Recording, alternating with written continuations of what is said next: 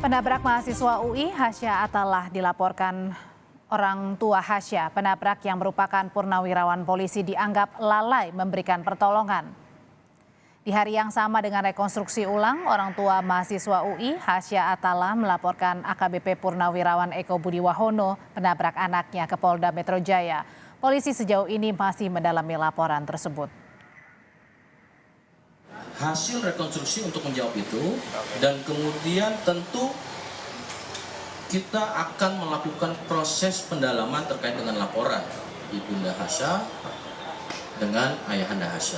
Ya, ini masuk bagian daripada itu. Tentu hasilnya nanti, ya. Dalam hal ini sudah ada satu nyawa yang hilang, yaitu nyawa anak kami. Nyawa mana yang bisa diganti dengan barang atau uang? Memang polisi punya inisiatif untuk mempertemukan kami, tapi kami nggak mau. Saya mau bertemu, tapi kita bertemu di pengadilan. 9 adegan diperagakan dalam rekonstruksi ulang kecelakaan mahasiswa UI Hasya Atallah Harsya di Jagakarsa, Jakarta Selatan. Penabrak mahasiswa UI yang juga merupakan pensiunan polisi hadir dalam rekonstruksi kemarin. Di adegan ke-9, terlihat warga berusaha menolong Hasya dengan menghubungi ambulans yang baru tiba 30 menit kemudian. Usai petugas ambulans mengecek kondisi Hasya selama 15 menit, barulah Hasya dibawa. Total, Hasya 45 menit tergeletak di tengah jalan sebelum akhirnya dibawa menggunakan ambulans. Penabrak mahasiswa UI, Eko Setio Budi Wahono, juga ikut memperagakan sejumlah adegan. Salah satunya, adegan menolong Hasya usai peristiwa kecelakaan. Ini merupakan langkah yang dijadikan rekomendasi untuk penguatan, melihat kembali terhadap langkah-langkah yang sudah dilakukan oleh penyidik laka dan kemudian dikuatkan lagi nanti dengan cara saintifik. Sorotan dalam rekonstruksi ini sempat muncul karena warna mobil Pajero yang dikendarai AKBP Purnawirawan Eko Setia Budi Wahono berbeda. Di rekaman CCTV saat kejadian, mobil Pajero terlihat berwarna hitam. Namun saat rekonstruksi justru berwarna putih. Ternyata mobil berubah karena sudah diterbitkan surat perintah penghentian penyidikan atau SP3 dan pemilik mobil sudah mengganti cat mobil. Sementara kemarin, keluarga mahasiswa UI Hasya Atallah pun melaporkan pensiunan Polri AKBP Purnawirawan Eko Setia Budi Wahono ke polisi atas kelalaian tak memberikan pertolongan kepada korban kecelakaan. Tim Liputan Kompas TV. Meski polisi telah melakukan rekonstruksi ulang kemarin kasus kecelakaan yang menewaskan mahasiswa UI Hasya Atallah, keluarga Hasya tetap melaporkan penabrak anaknya ke polisi. Benarkah ada kelalaian memberikan pertolongan pada Hasya? Kita bahas bersama anggota Kompolnas Yusuf Warshim dan psikolog forensik Reza Indragiri. Selamat petang Pak Reza dan juga Pak Yusuf. Selamat petang. Selamat petang.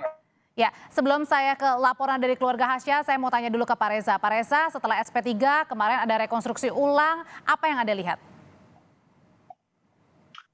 Kasus ini pengungkapannya menjadi sulit karena berlangsung ketika sikap publik atau kepercayaan publik terhadap Polri secara umum memang tidak berada pada titik yang terbaik. Jadi apapun yang dilakukan oleh pihak kepolisian akan cenderung ditanggapi oleh publik dengan penuh syahwat sangka. Terlebih karena salah satu pihak dalam peristiwa laka lantas ini adalah mantan anggota polisi juga. Rasanya masyarakat masih belum bebas betul dari dugaan bahwa boleh jadi ketika ada aparat atau mantan aparat Polri yang terlibat dalam sebuah dugaan peristiwa pidana, boleh jadi ada kode senyap atau code of silence yang bermain di situ. Kode senyap yang saya maksud adalah kecenderungan atau subkultur menyimpang yang ditandai oleh kecenderungan untuk menutup-nutupi kesalahan yang dilakukan oleh sejawat atau kolega. Nah, apakah dugaan masyarakat itu tepat bahwa ada kode senyap dalam kasus ini? Tentu saja pihak kepolisian yang semestinya bisa mengungkap secara objektif, termasuk kemungkinan mengoreksi anggapan dari masyarakat sekiranya anggapan itu keliru. Oke, jadi yang Pak Reza lihat adalah kalau kasus ini tidak diungkap ke publik tadinya, maka pembiaran dalam tanda kutip hal ini terjadi. Apa boleh buat? Betapa subjektifnya tampaknya demikian yang akan muncul sebagai sikap publik. Apalagi peristiwa ini berlangsung dengan jarak yang begitu berdekatan dengan peristiwa lainnya, yaitu kecelakaan tabrakan terhadap seorang mahasiswa Cianjur yang notabene mobilnya juga diasosiasikan sebagai mobil milik anggota polisi. Sudah semakin bulat sempurna kalau kemudian masyarakat sekali lagi memandang boleh jadi mengendus adanya dugaan tentang kode senyap atau code of silence dalam setiap kerja penegakan hukum dilakukan oleh polisi, termasuk dalam kasus-kasus semacam ini. Adanya kode senyap kalau yang melibatkan polisi. Anda menganggap seperti itu juga sebagai anggota Kompolnas, Pak Yusuf, yang dilihat? Baik, kami kan sebagai pengawas fungsional eksternal Polri tentu memantau dan menilai kinerja, profesionalisme dan kemandirian Polri. Di dalam penegakan hukum, termasuk dalam kasus kecelakaan yang mengakibatkan meninggalnya Muhammad Asa ini, tentu yang kami pantau adalah profesionalisme, transparansi, dan akuntabilitasnya. Kami dari mula melihat apa yang dilakukan oleh pihak penyidik ini, sekali lagi mengesankan memang kepastian hukum itu harus diberikan. Namun ada 3 tujuan hukum yang tentu harus diwujudkan secara komplementer, secara akumulatif, secara komprehensif: kepastian, kemanfaatan, dan keadilan. Nah, memberikan kepastian hukum dengan menetapkan tersangka Muhammad Asa ini menimbulkan pertanyaan secara hukum apa manfaatnya dan bagaimana rasa keadilan, sehingga mengesankan mengusik rasa keadilan. Lain hal misalnya kalau pada waktu itu ditetapkan dalam proses gelar perkara dari pihak pengendara mobil, apakah ini kan kecelakaannya kan hasil dari proses penyelidikan dan penyidikan, konstruksinya bukan kecelakaan tunggal. Nah, ada 2 pihak lah, katakanlah seperti itu, karena bukan kecelakaan tunggal. Nah, maka konstruksi hukumnya tentu kedua belah pihak ini memiliki posisi yang sama. Artinya Anda anggap tidak tepat dengan penetapan tersangka? Ya, kemanfaatan dan keadilannya itu menjadi terganggu karena sudah meninggal gitu. Mengapa tidak itu dipertimbangkan? Nah, kalaupun dari sisi misalnya saudara Eko yang mengendara itu apakah ada unsur menabraknya, tidak terpenuhi unsurnya atau tidak cukup bukti, maka posisinya disamakan saja. Semestinya pada waktu itu kalau mampu mengkomplementerkan tujuan hukum kepastian, kemanfaatan, keadilan. Tapi kan ini mengesankan memberikan kepastian hukum yang memberatkan pihak korban yang itu sudah meninggal. Ini sebenarnya. Nah, kemarin dilakukan rekonstruksi, sebenarnya itu kan terkait dengan bagaimana kasus posisinya, peristiwanya seperti apa, apakah ditabrak atau tertabrak, itu memang sudah terlihat seperti kita lihat dalam CCTV yang beredar pada hari ini. Memang kan ada potongan jatuh dulu. Bagaimana kami tanya? Jadi maksudnya saya tegaskan lagi, Pak Yusuf, seharusnya ini tidak ada status tersangka ya, meskipun sekarang sudah ditetapkan Hasyanya almarhum sebagai tersangka, harusnya direvisi ya, ditarik begitu. Ya, tapi kan posisinya sekarang kalau bicara tentang material dan formil sudah di SP3 ditetapkan tersangka, tentu kan mekanisme hukumnya tentu tidak bisa kami bahasakan di sini, tapi mekanisme hukumnya tentu kalau itu dievaluasi harus ada proses penyelidikan ulang. Misal dari kami sendiri, Audrey, sebelumnya sudah memberikan masukan melalui Inspektorat Pengawasan Daerah, barangkali yang bisa dilakukan kalau tidak memberikan proses perdamaian yang efektif, ada laporan polisi dari pihak keluarga korban, barangkali itu yang dilakukan untuk didalami dan diproses. Itu Audrey. Dan sekarang yang dilakukan adalah terkait dengan ini ya, pelaporan, pembiaran, tidak memberikan pertolongan. Saya kembali ke Pak Reza. Pak Reza, di sini pihak keluarga ada melaporkan baru nih, pembiaran tidak memberikan pertolongan pada Hasya. Nampaknya keluarga ini ingin ada kemudian membuka ulang kasus ini, meskipun tadi ya pasalnya adalah berbeda, pembiaran tidak memberikan pertolongan pada almarhum.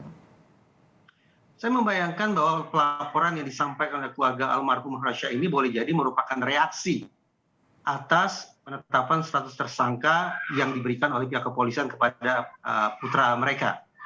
Nah, persoalannya adalah tampaknya teman-teman di kepolisian ini lupa bahwa Jenderal Listio Sigit ketika dilantik sebagai Kapolri mengemukakan sekian banyak komitmen. Salah satu komitmen Kapolri, ini bukan komitmen Polri ya, salah satu komitmen Kapolri adalah problem solving dan restoratif justice. sekiranya teman-teman di kepolisian ingat betul tentang salah satu komitmen Kapolri tersebut, maka dari awal sepatutnya lah bahwa kemudian kasus ini tidak diproses dengan menggunakan mekanisme litigasi. Penetapan status tersangka itu menandakan bahwa memang mindset teman-teman di kepolisian adalah litigasi. Penyelidikan, penyidikan, penuntutan, persidangan, dan seterusnya. Itu yang saya sesalkan. Kenapa saya sesalkan juga? Karena pada waktu yang sangat berdekatan, ada peristiwa laka lantas yang berlangsung di wilayah Blitar. Tetapi hebatnya teman-teman di Polres Blitar adalah alih-alih menggunakan atau menerapkan mekanisme litigasi, teman-teman di Polres Blitar langsung menerapkan restoratif justice. Dan bisa saya saksikan betul itu, bagaimana kedua belah pihak akhirnya mencapai titik perdamaian, sama-sama puas, menghambat terjadinya kebisingan di masyarakat, dan stamina anggota kepolisian juga bisa dialokasikan ke hal yang lebih produktif lainnya. Oke, makanya pihak keluarga kemarin pada saat rekonstruksi ulang di waktu yang sama juga melaporkan ya terkait dengan upaya pembiaran tidak memberikan pertolongan pada purnawirawan polisi ini. Saya tanyakan ke Pak Yusuf kan kemarin rekonstruksi ulang, singkat saja Pak, rekonstruksi ulang ini nanti kalau hasilnya sama, apa rekomendasi dari Kompolnas? Kami sendiri sementara ini sudah menganalisis hasil rekonstruksi kemarin. Sedikit banyak memang tidak banyak berbeda tentu. Ini kan kami bisa melihat secara utuh kan.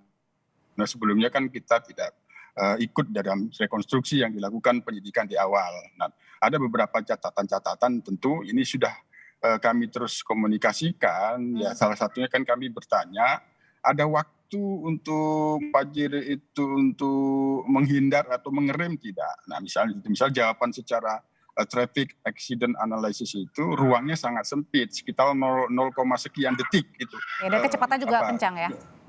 Iya, itu berdasarkan traffic accident analysis, artinya memang kan penanganannya kan dilakukan secara saintifik. Jadi singkat Pak Yusuf, rekomendasinya kalau misalnya benar hasilnya sama? Sementara posisinya kepentingan rekonstruksi kemarin itu kan satu ya merespon ya, yang kedua untuk melihat dengan melibatkan pihak-pihak eksternal. Jadi sementara ini ya ini segera diposisikan dengan tepat bagaimana hasil rekonstruksi besok. Oke, berarti masih menunggu hasil rekonstruksinya ya? Iya. Baik, terima kasih. Untuk menentukan mekanisme hukum selanjutnya itu. Terima kasih Pak Yusuf Warsim, anggota Kompolnas dan psikolog forensik. Reza Indragiri sudah berbagi informasi. Selamat petang Bapak-Bapak, sehat selalu.